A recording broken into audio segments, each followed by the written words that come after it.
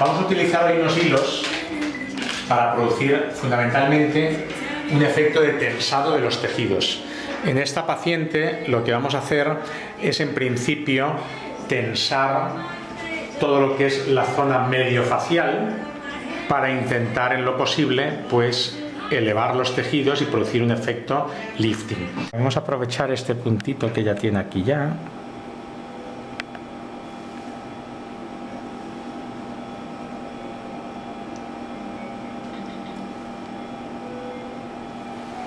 Muy bien.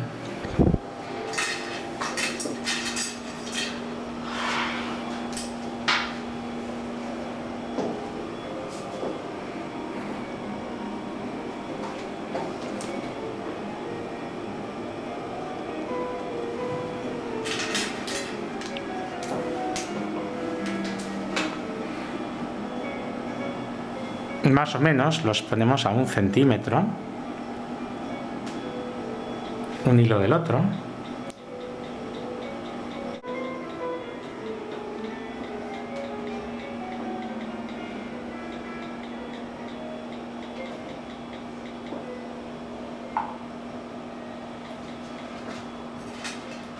El entramado de los hilos, digamos en forma oblicuo-horizontal, vamos a proceder al retirado de las agujas, permaneciendo los hilos dentro ya.